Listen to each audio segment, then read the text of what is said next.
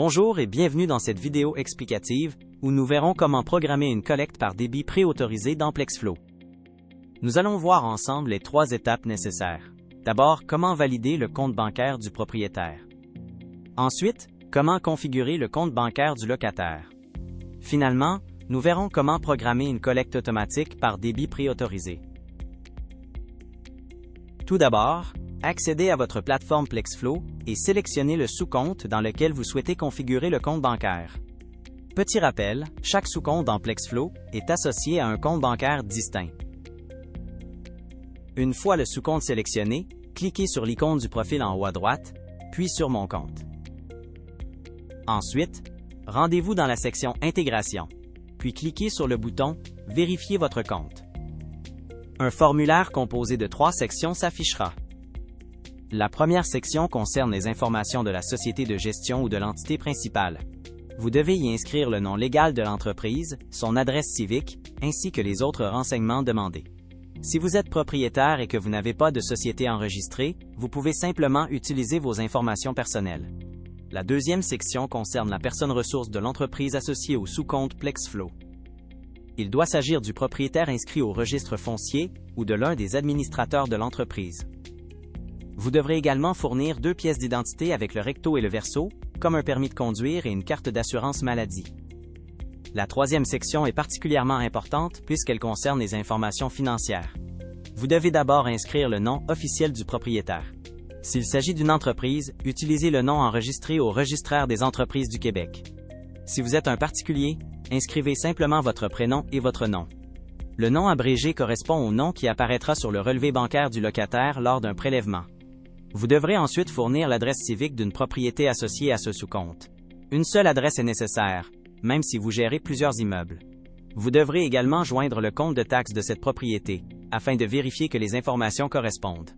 Dans le cas d'une acquisition récente, l'acte de vente notarié peut être fourni à la place du compte de taxes. Ajoutez ensuite un spécimen de chèque du compte bancaire dans lequel les fonds seront déposés.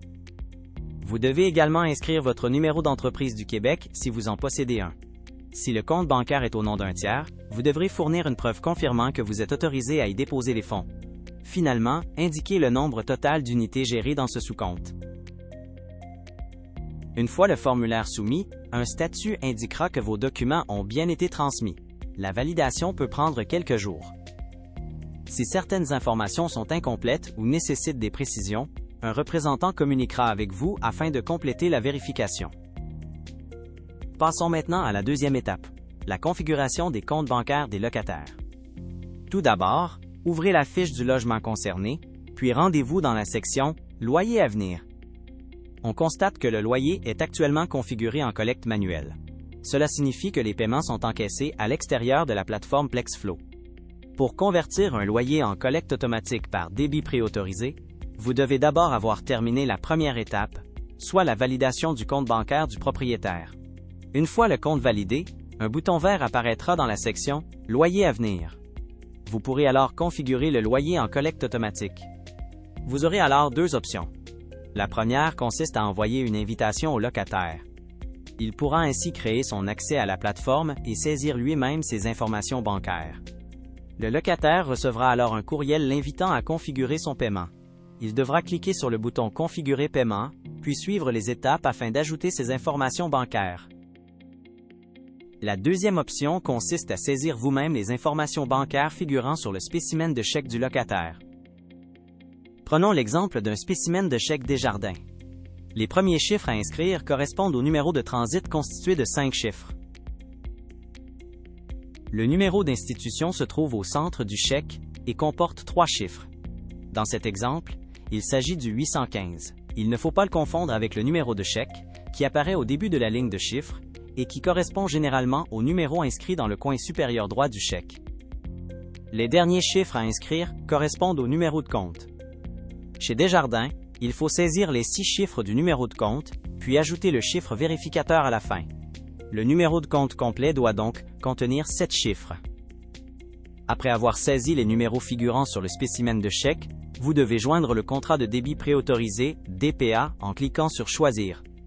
Le formulaire de débit préautorisé, DPA, est un document légal par lequel le locataire vous autorise à prélever directement les montants convenus dans son compte bancaire. Il précise également les droits et les responsabilités de chacune des parties. Ce document n'est pas transmis automatiquement à l'institution financière. Il est toutefois conservé dans Plexflow afin que vous puissiez vous y référer au besoin. Pour le remplir, vous devez d'abord inscrire les renseignements du locataire, notamment son nom, son prénom et les informations de son institution financière. Vous devez ensuite indiquer le bénéficiaire, soit l'entreprise ou la personne autorisée à effectuer les prélèvements, ainsi que le montant à collecter. Une fois le formulaire ajouté, cliquez sur « Convertir » afin d'activer les collectes automatiques par débit préautorisé. Passons maintenant à la dernière étape, la configuration des collectes automatiques DPA. Tout d'abord, il est important de bien comprendre ce qu'est une collecte. De façon générale, une collecte correspond au moment où un montant a été encaissé. Il est donc important d'inscrire cette information dans Plexflow afin de garder un suivi clair et à jour. Deux méthodes existent dans la plateforme Plexflow.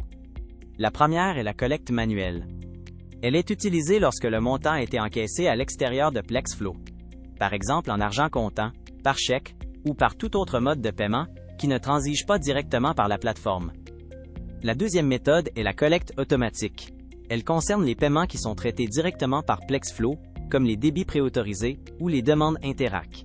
Comme son nom l'indique, l'encaissement se fait automatiquement, ce qui demande moins d'intervention de votre part. Dans cette vidéo, nous nous concentrerons uniquement sur les collectes automatiques par débit préautorisé. Les collectes manuelles sont expliquées dans une autre vidéo.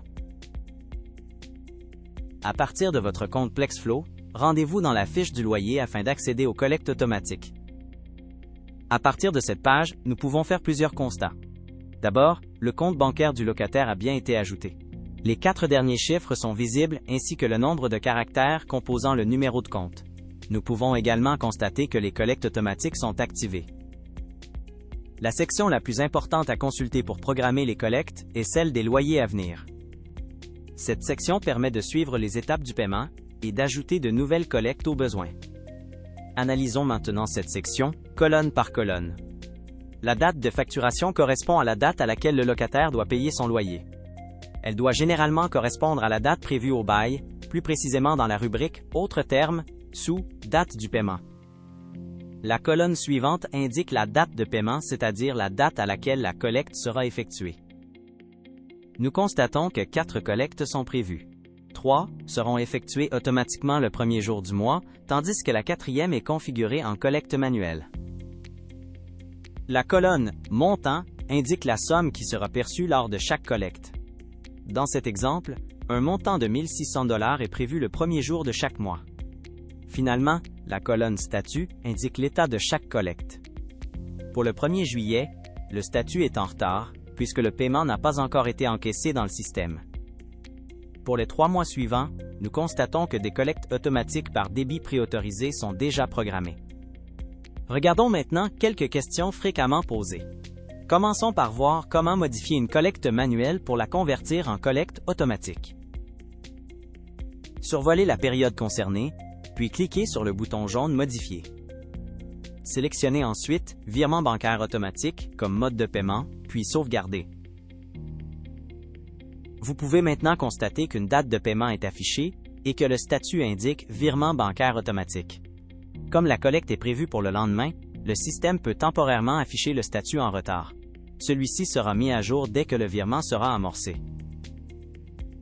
Une autre question fréquemment posée concerne la façon de programmer une collecte à une date différente. Par exemple, un locataire pourrait souhaiter que son loyer soit prélevé le 4 août plutôt que le 1er août. Cliquez sur le bouton jaune « Modifier », puis sélectionnez l'option « Reporter à une nouvelle date ». Vous avez alors 2 possibilités. Modifier la date de facturation ou modifier la date de paiement. Comme ces 2 options sont souvent confondues, prenons un moment pour bien comprendre leurs différences et leur utilité. Commençons par la date de facturation. Elle correspond à la date convenue à laquelle le loyer est dû. Autrement dit, il s'agit de la date de paiement attendue, généralement prévue au bail ou établie dans une autre entente avec le locataire. La date de paiement correspond au moment où vous souhaitez effectuer la collecte du loyer. Elle indique donc la date à laquelle le prélèvement sera lancé. Dans cet exemple, nous allons donc fixer la date de paiement au 4 août. Vous pouvez maintenant cliquer sur Modifier afin d'enregistrer les changements. Vous pouvez maintenant constater que la date prévue pour l'encaissement est fixée au 4 août. Voyons maintenant un dernier exemple, ce qui se produit après une collecte par débit préautorisé. Imaginons que nous sommes le 5 août, soit le lendemain de la date prévue pour la collecte. Dans la section « Loyer à venir », le statut indique maintenant « Complété », ce qui signifie que le processus automatisé a été exécuté. Attention cependant, cela ne confirme pas encore que les fonds ont été reçus dans le compte bancaire. Vous pouvez également consulter la section « Facture » pour suivre le statut de la collecte et l'avancement du paiement. La majorité des clients PlexFlow utilisent l'option d'avance de fonds qui permet un dépôt dès le jour suivant. Il est donc important de bien comprendre les différentes étapes et les délais du processus. Le jour prévu de la collecte, le statut « Virement bancaire en cours » s'affichera pour indiquer que la transaction est traitée. Il demeurera affiché pendant un jour ouvrable. Le jour suivant la collecte, le statut du loyer passera à payer dans PlexFlow puisque les fonds auront été déposés dans votre compte bancaire. Le dernier statut concerne les erreurs de collecte. Lorsqu'un prélèvement échoue, PlexFlow reçoit généralement l'avis dans un délai de 3 jours ouvrables. Ce délai peut toutefois atteindre 10 jours ouvrables, voire davantage, selon les procédures bancaires. Il est donc important de surveiller attentivement le statut affiché à cet endroit. Même si le statut est d'abord passé de « virement en cours » à « payer », une erreur peut encore être signalée quelques jours plus tard. Par exemple, si les fonds du locataire sont insuffisants, le statut passera alors de « payé » à « incomplet » et le code d'erreur correspondant sera affiché. Lorsque le locataire vous aura confirmé que les fonds sont disponibles dans son compte, vous pourrez cliquer sur « Payer » afin de relancer la collecte automatique. C'est maintenant tout pour cette capsule. N'oubliez pas de prendre un instant pour nous suivre sur nos réseaux sociaux, afin de rester à l'affût des derniers changements et des prochaines mises à jour.